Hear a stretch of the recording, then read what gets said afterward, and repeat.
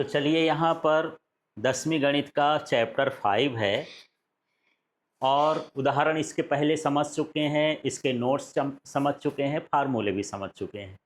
यहाँ पर जो है प्रश्नावली 5.1 है और ये पाठ है समांतर श्रेणी। कौन सा पाठ है? समांतर श्रेणी। तो समांतर श्रेणी में क्या होता है, कई पद क्रम से होते हैं, उन पदों में एक निश्चित अंतर होता है, या तो घटता हुआ अंतर होगा या बढ़ता हुआ अंतर होगा। तो हम उसको बोलेंगे कि ये समांतर श्रेणी है। जैसे मान लो 10 है, अब मैं दो दो के अंतर से घटाना चाहता हूँ, तो 10 के बाद क्या आएगा? 8, फिर क्या आएगा? 6, फिर क्या आएगा? 4, ठीक है, फिर 2, फिर 0, फिर -2, इस तरह से बढ़ाते जाओगे तो -4, -6, इस तरह से क्रम चलता जाएगा। तो ये क्या कहलाया? समांतर श्रेणी। या तो बढ़ता हो, जैसे मैं 3 3 के क्रम से बढ़ाना चाहता हूँ। पहला पद मेरा 0 है तो अगला होना चाहिए क्या? 3, फिर 3 जोड़ दो तो कितना होगा? 6, फिर जोड़ दो 3 तो कितना होगा? 9। ऐसा क्रम क्या कहलाता है? समांतर श्रेणी का कहलाता है। इनके दो पदों का अंतर एक समान होता है। बस इसी आधार पर यह प्रश्नावली है। यहाँ पर प्रश्न है, इसको देखिए। निम्नलिखित स्थितियों में किन स्थितियों में संबंध संख्याओं की सूची एपी है और क्यों है? कौन समांतर श्रेणी का है? एपी का मतलब अर्थमेटिक प्रोग्रेशन या समांतर श्रेणी का। तो यहाँ पर ये शब्दों में दिया है। पहले इसकी समांतर श्रेणी बनाएंगे, फिर देखेंगे कि ये समांतर श्रेणी है कि नहीं है। तो यहाँ पर देख लेते हैं, प्रत्येक किलोमीटर के बाद टैक्सी का किराया, जबकि प्रथम किलोमीटर के लिए किराया ₹15 है। मतलब आप टैक्सी में चढ़े और 1 किलोमीटर गए तो कितना रुपए लगेगा? 15, ठीक है। प्रत्येक अतिरिक्त किलोमीटर का किराया 8 है। इसके बाद यदि आप फिर से 1 किलोमीटर गए तो 8 रुपए देना पड़ेगा। फिर से 1 किलोमीटर गए तो कितना देना पड़ेगा? 8 रुपए देना पड़ेगा, ठीक है। तो इसका इंग्लिश वर्जन वाला क्वेश्चन भी देख लेते हैं। ये है, the taxi fare after each kilometre when the fair is ₹15 for the first kilometre, ₹8 for each additional kilometre. तो इस तरह से यहाँ पर दिया हुआ है। तो इसके लिए हमको अर्थमेटिक प्रोग्रेशन बनाना है। तो यहाँ पर देख लेते हैं क्या बनेगा। इसका जो पहला पद है, फर्स्ट टर्म है ना, तो उसके हिसाब से चलते हैं। यहाँ A1 की बात करते हैं तो ये पहला पद क्या हो गया? 15, है ना। पहला पद समझ में आया। शुरू में किराया कितना है? 15। इसके बाद किराया 8 बढ़ता है। तो अगला किलोमीटर जब जाएगा तो दूसरा पद कितना हो जाएगा? 15 और प्लस क्या करोगे? 8 बराबर कितना हो जाएगा? 23, ठीक है। फिर A3 करेंगे तो ये हो जाएगा ये 23 और फिर इसके बाद 8 लगेगा तो कितना हो जाएगा? 31, ठीक है। फिर A4 करेंगे तो कितना हो जाएगा? ये 31 ये आया, प्लस कितना हो जाएगा यहाँ पर? 8, तो कितना हुआ? 39 हो गया। ऐसा क्रम चलता जाएगा। मतलब यहाँ पर ये जो हमको श्रेणी मिलेगी, ठीक है, ये श्रेणी मिलेगी। ये कितनी हो गई? शुरू में कौन सा है? 15, फिर क्या आने वाला है? 23, फिर क्या आने वाला है? 31, फिर क्या आने वाला है? 39। ऐसा क्रम चला जाएगा। अतः यह समांतर श्रेणी है, ठीक है। तो इस तरह से अर्थमेटिक प्रोग्रेशन है। तो ये जो समस्या दी है, इसको पता करना है कि अर्थमेटिक प्रोग्रेशन है कि नहीं है, ठीक। यदि आपको ये पद नहीं निकालना है, आप डायरेक्ट भी लिख सकते हो तो कि इससे ये श्रेणी प्राप्त होगी 15, 23, 31, 39, ठीक है। और इनका समान अंतर है, इसलिए समांतर श्रेणी है, ठीक है। इसके बाद चलिए नेक्स्ट वाला क्वेश्चन देखते हैं। यहाँ पर इसी का नेक्स्ट क्वेश्चन है। तो क्वेश्चन क्या है? किसी बेलन सिलेंडर में उपस्थित हवा की मात्रा, जबकि वायु निकालने वाला बार बेलन की शेष हवा का 1/4 भाग बाहर निकाल देता है। अब यहाँ पर सिलेंडर और बेलन का पहले मतलब समझ लो। जब आप पंप भरते हो ना, पंप हवा भरते हो साइकिल में, तो उसमें जो ये बाहर का भाग होता है वो उसका क्या कहलाता है? बेलन, सिलेंडर कहलाता है। और जो ऊपर से ऐसे करते हो उसका क्या कहलाता है? पिस्टन, वो क्या कहलाया, पिस्टन कहलाया, पंप कहलाया। तो जैसे आप उसको भरते हो तो कितनी हवा बाहर कर देता है, 1/4 हवा बाहर कर देता, तो बचा कितना। ठीक है, तो इसका A1 इस तरह से बनेगा। तो यहां पर देख लेते हैं प्रश्नानुसार A1 का मान कितना हो जाएगा, इसमें से कुल हमारे पास हवा कितनी रही होगी, 1। शुरू में हवा कितनी है, 1 भाग है। 1 भाग में 1/4 को ये बाहर कर दिया, तो ये कितना बचा, ये आयतन भी मैं लिख देता हूं, ये इसका आयतन है। तो यहाँ क्या बचा, 3/4 भी बचा। ठीक है, ये पहला पद हो जाएगा। जब मैं दूसरा निकालूंगा तो क्या देखूंगा कि फिर से यही हो जाएगा, गुणे में होगा। फिर से क्या होगा, ये गुणे में, मतलब ये हो जाएगा 3/4 का स्क्वायर, और फिर क्या हो जाएगा, v। ठीक है, अगले में यदि मैं A3 करूं तो ये हो जाएगा 3/4, और इसका क्या हो जाएगा, क्यूब, और ये क्या हो जाएगा, v। ठीक है, इसी तरह का ये क्रम चलता जाएगा। तो हमको जो श्रेणी मिलेगी, है ना, वो क्या मिल गई, देख लो। शुरू में क्या है, 3/4 भी, फिर अगला क्या है, 3/4 का स्क्वायर भी, फिर अगला क्या है, 3/4 का क्यूब भी। इसी तरह की ये प्रक्रिया चलती रहेगी। फिर से रिपीट करता हूँ, ये क्वेश्चन क्या था। क्वेश्चन ये था कि यदि हम पंप में पूरा हवा भरे हैं तो पूरा हवा कितनी है, 1 भाग है। पूरा हवा हम मान लेते हैं कितना है, 1। जब हम हवा डालने की कोशिश करते हैं तो कुछ हवा उसमें बाहर निकल जाती है। निकली हुई हवा कितनी होती है, 1/4। तो 1 में से 1/4 घटा देंगे, भी हवा माने उसका आयतन है, तो इसलिए भी लिख दिए। ठीक है, तो उसमें हवा कितनी बचेगी, अब 1/4 तो निकल गई, तो 1 में 1/4 को घटा देंगे तो 3/4 हो जाएगा। फिर अगले स्टेप में फिर यही करेंगे, गुणे में लिखेंगे तो 3/4 फिर आ जाएगा, फिर गुणे में लिखेंगे तो 3/4 ये हो जाएगा। तो ये जो प्रक्रिया हो रही है, इससे ये श्रेणी बन जाएगी इस तरह से। अब मुझे बताओ, क्या ये श्रेणी समांतर श्रेणी है कि नहीं है। समांतर श्रेणी एक समान संख्या के जोड़ने और घटाने से बनती है, गुणा भाग से नहीं बनती। ये समझ लेना, किससे बनती है, जोड़ने और घटाने से। तो इस श्रेणी में जोड़ना घटाना हो रहा है कि गुणा हो रहा है, गुणा हो रहा है ना। तो यहां पर मतलब यही है कि यह AP नहीं है। इस तरह से आपको ये सवाल करना है। ठीक है, चलिए अब आगे के हिस्से में देखते हैं, अगला क्वेश्चन समझते हैं। यहां पर हमारे पास अब तीसरा क्वेश्चन है, देखिए ध्यान से समझना है, प्रश्न को पढ़ना है। प्रत्येक मीटर की खुदाई के बाद एक कुआं खोदने में आई लागत, जबकि प्रथम मीटर खुदाई की लागत 150 रुपये है। शुरू में यदि 1 मीटर खोदते हैं तो कीमत कितनी रहती है, 150, और बाद में प्रत्येक मीटर की खुदाई की लागत कितनी बढ़ती जाती है, 50। इसके बाद हर मीटर में कितना लगेगा, 50 लगेगा। ठीक है, तो यहाँ पर इंग्लिश में क्वेश्चन है, the cost of digging a well after every metre of digging when its cost 150 meter for the first meter and rises by 50 for each subsequent meter। इस तरह से है ना।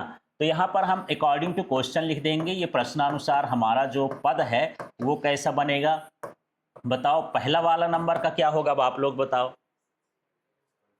150 है ना। इसके बाद यहाँ पर देखो, ये पहला का हो गया, 1 मीटर की खुदाई का हो गया। अब अगला मीटर जब खोदेगा तो ये इसमें जितना तो रहेगा ही, है ना, साथ में 50 क्या हो जाएगा और जुड़ जाएगा, तो कितना हो जाएगा, 200। अब बताओ तीसरे के लिए मैं क्या लिखूं, अब कीमत कितनी हो गई, 200। 200 के आगे यदि फिर से 1 मीटर खोदता है तो फिर उसको 50 देना पड़ेगा, ये कितना हो गया, 250। इसी तरह से A4 हम निकाल देते हैं। अब बताओ 250 कीमत तय हो गया, फिर 1 मीटर खोद दिया तो ये कितना हो गया, 50, कितना हो गया, 300। ठीक है, तो यहां से हमको क्या श्रेणी मिल गई, जो हमको सीरीज मिल गई वो क्या मिली है, शुरू में कितना है, 150, फिर बाद में कितना है, 200, फिर बाद में कितना है, 250, फिर क्या है, 300। अब ऐसे तो निकालते ना रहेंगे तो डैश डैश कर दिए। अब मुझे ये बताओ सब में कितने का अंतर हो रहा है, 50-50 का। समान अंतर है, जब समान अंतर होगा तो यह AP है कि नहीं है, है ना। तो लिख दोगे यह AP है। ठीक है, इस तरह से क्वेश्चन करना है। नेक्स्ट वाला क्वेश्चन देख लेते हैं। यहाँ पर 4th नंबर का क्वेश्चन है, खाते में प्रत्येक वर्ष का मिश्र धन जबकि 10,000 की राशि 8% वार्षिक की दर से चक्रवृद्धि ब्याज पर जमा की जाती।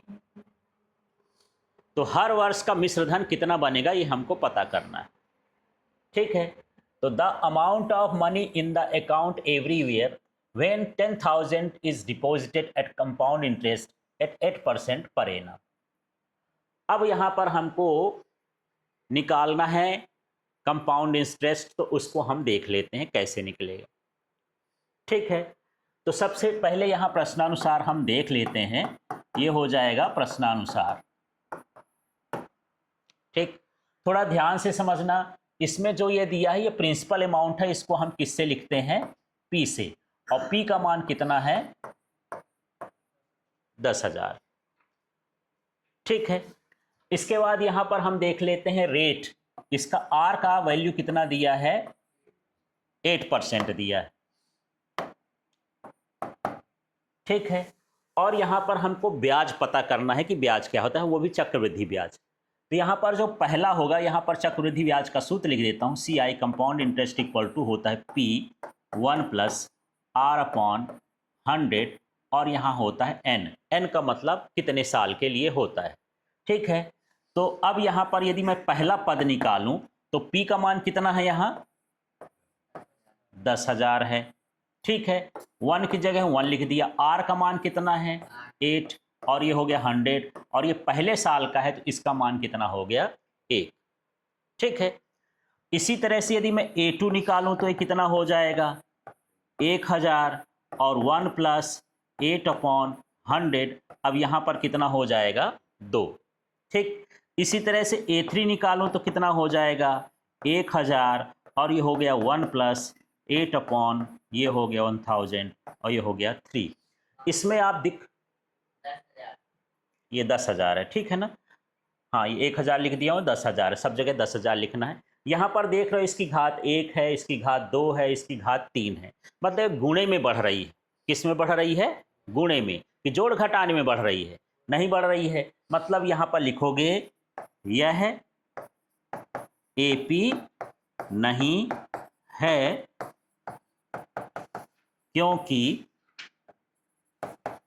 इसका सार्व अंतर समान नहीं है। ऐसा जिसमें नहीं है, ऐसा सब में लिख सकते हो। यदि AP है तो इनका सार्वांतर समान है, AP नहीं है तो इसका सार्वांतर समान नहीं है। इस तरह से आपको करना है ये सवाल। क्लियर हो गया? तो अभी ये चारों सवाल में हम क्या देख रहे थे, आपको पहले प्रश्न को पढ़ना है, प्रश्न के बाद आप पहला पद देखिए कि क्या होगा, फिर दूसरा क्या होगा, तीसरा होगा, 3-4 पद निकालिए, फिर उसमें से उसके अंदाज़ा लगाइए कि क्या जोड़ने घटाने पर ये मिलेगा। यदि मिलेगा तो आप लिख देंगे कि यहाँ पर AP है क्योंकि सार्वांतर समान है, और AP नहीं है क्योंकि सार्वांतर समान नहीं है। थोड़ा सा एक शुरू से हम फिर से चलते हैं। यहाँ 1 नंबर में है, यदि आप इसको नहीं भी लिखोगे यहाँ तो ये भी जरूरी नहीं है, आप यहाँ से भी तो देख के बता ही सकते हो। तो यहाँ लिख दो अतः यह समांतर श्रेणी है या AP है क्योंकि सार्वांतर समान है, इतना लिख देंगे। अगले स्टेप में देख लीजिए, यहाँ पर ये देख लीजिए, इसमें ये गुणे में सब चीज़ बढ़ रहा था, घात में बढ़ता है माने गुणे में बढ़ रहा है। जब गुणे में बढ़ रहा है तो यहाँ पर ये भी नहीं लिखोगे, जरूरी नहीं है, यहाँ लिख दोगे यह AP नहीं है क्योंकि सार्वांतर समान नहीं है। ठीक है, अगले स्टेप में यहाँ पर देख लेते हैं। अगले वाले में ये प्रश्न है, इस तरह से आप ये पद निकाले हो, ये लिखो या ना लिखो, ऑप्शनल है, आपकी मर्जी है। यह AP है क्योंकि इनका सार्वांतर क्या है, समान है, कॉमन डिफरेंस एक जैसे है। और इसके बाद यहाँ भी देख लेते हैं, इस तरह से सूत्र लगाएंगे, पहला, दूसरा, तीसरा, चौथा पद निकाल सकते हो, जितना निकालना है उसमें से देख लेना। ये सब गुणे में बढ़ रहा है, जब गुणे में बढ़ता है तो वो AP नहीं होता है क्योंकि इसका सार्वांतर समान नहीं होता है। ठीक है, अब यहाँ पर हम अगले क्वेश्चन में हैं और इसको समझते हैं। तो देख लीजिए, प्रश्न को समझिएगा। ये प्रश्न है, दी हुई AP के प्रथम 4 पद लिखिए जबकि प्रथम पद और सार्वांतर निम्नलिखित हैं। यहाँ पर देखो 4 क्वेश्चन है, इसमें पहला पद दिया है और यहाँ पर सार्वांतर का मान दिया है। ठीक है, तो इसके 4 पद और निकालना है। तो यहाँ पर क्वेश्चन है right first 4 terms of the AP when the first term and A common difference is given. ठीक है, तो यहाँ पर देख लेते हैं जो हमारा पहला पद है, जैसे मैं पहला क्वेश्चन कर रहा हूँ तो पहले क्वेश्चन में ए का मान कितना दिया है 10 और डी का मान भी कितना दिया है 10। समझ में आ गया? ठीक है, तो ये लिख लिए। अब यहाँ पर मैं लिखूंगा a1, तो a1 का मान तो यही रहेगा, उसमें कॉमन डिफरेंस नहीं जोड़ेंगे। समझ में आ गया? ठीक है, a1 का मान थोड़ा सा मैं ऐसा लिख देता हूँ, a1 माने a के बराबर हो गया, पहला पद ही a1 कहलाता है, ये मान कितना हो गया 10, ऐसा लिख दूँ तो ठीक है। अब मुझे क्या निकालना है a2, तो a2 निकालने के लिए मैं करूँगा a1 और प्लस में क्या करूँगा d। तो a1 का मान कितना है यहाँ 10, डी का मान कितना है यहाँ 10, ये 10 रख दिए, कितना आ गया 20 आ गया। समझ में आ गया?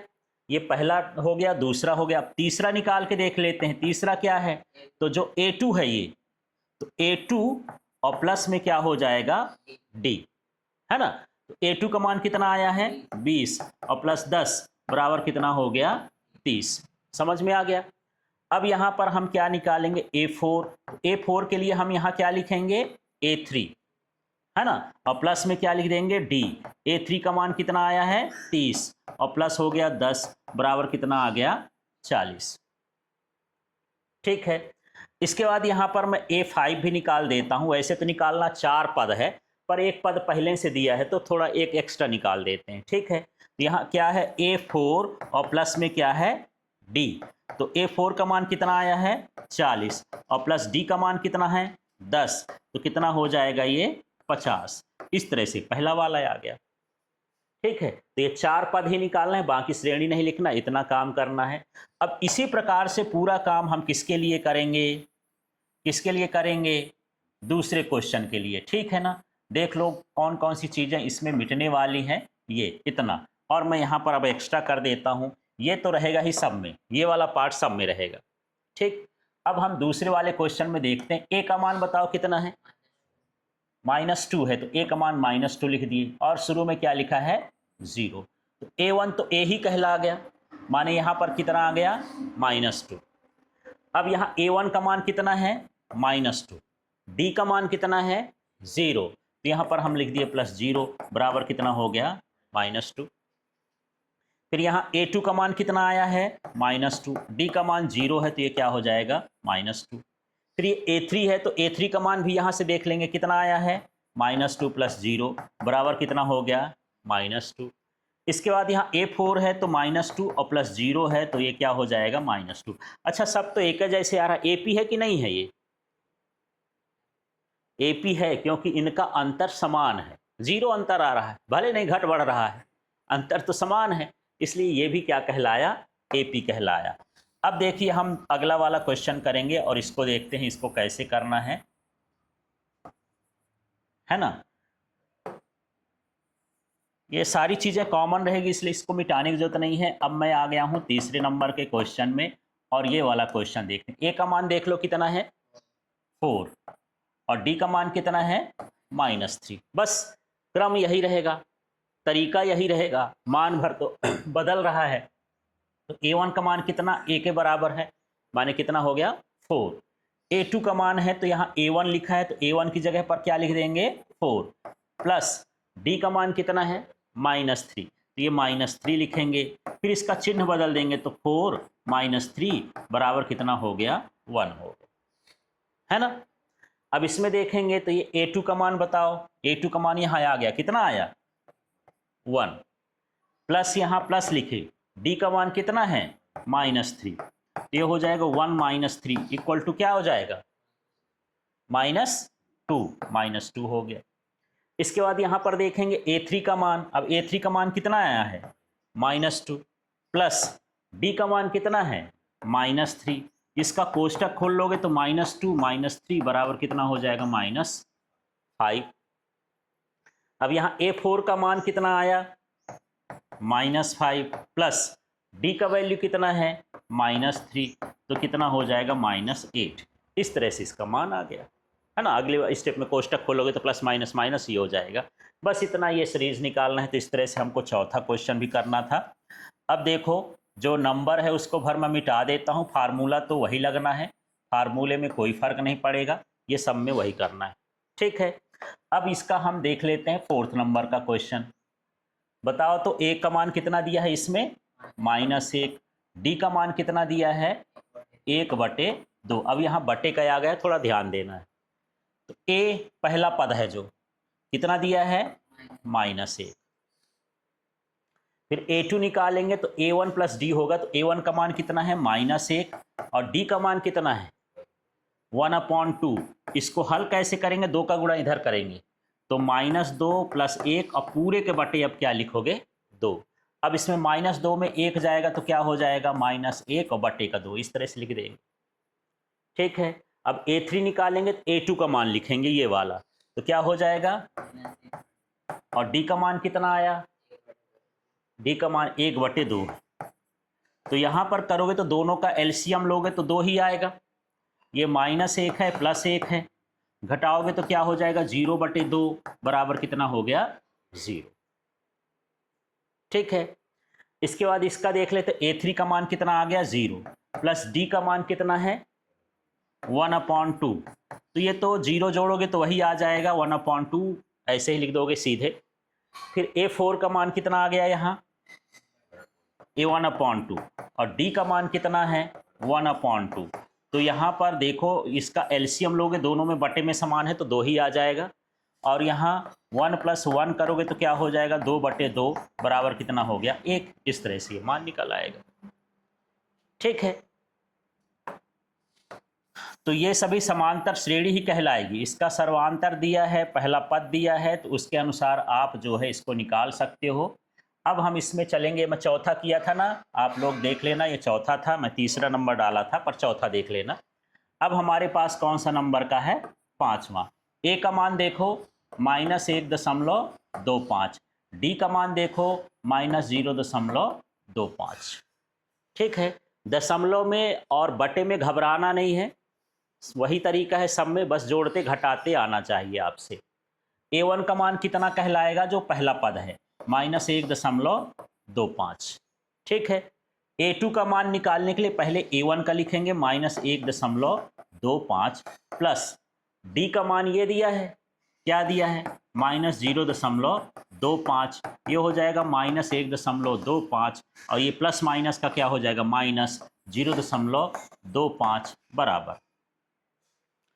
अब देखो दोनों चिन्ह समान है तो जुड़ेगा, और जुड़ेगा तो ये दशमलव के नीचे, यदि आपसे थोड़ी दिक्कत हो तो आप ऐसा भी लिख सकते हो -1.25, और इसको लिख दोगे 0.25 माइनस, इसको जोड़ोगे तो 5 5 10 हो गया, 2 2 4 1 5 हो गया, दशमलव लगाए और ये -1 हो गया, मतलब क्या हो जाएगा, -1.50। आप ऐसा भी जोड़ सकते हो, ना बने तो उस साइड रफ साइड भी कर सकते हो। अब मुझे A3 निकालना है, तो वो वाला A2 यहाँ आ जाएगा, तो क्या आ जाएगा, -1.50, और प्लस ये D का मान कितना है, -0.25, इक्वल टू हो जाएगा -1.5, और ये प्लस माइनस का क्या हो जाएगा, -0.25। जुड़ेगा कि घटेगा, जुड़ेगा, तो 50 में 25 जोड़ोगे तो क्या हो जाएगा, 75। ऐसे अंदाज कर लेना, -1.75। ठीक है, अब इसका भी देख लेते हैं, ये -1.75 हो गया, प्लस -0.25 हो गया, ये सब में तो वही जोड़ना है, D है। अब ये -1.75 और -0.25, ये कोष्टक खोलोगे, प्लस माइनस का माइनस हो गया। अब यहाँ पर देखो, यह 175 में 25 जोड़ लो, कितना होगा, 200, तो ये हो जाएगा -2.00। ठीक है, इस तरह से। और मैं बोला हूँ कि यदि थोड़ा दिक्कत हो तो आप अलग से जोड़ के देख सकते हो।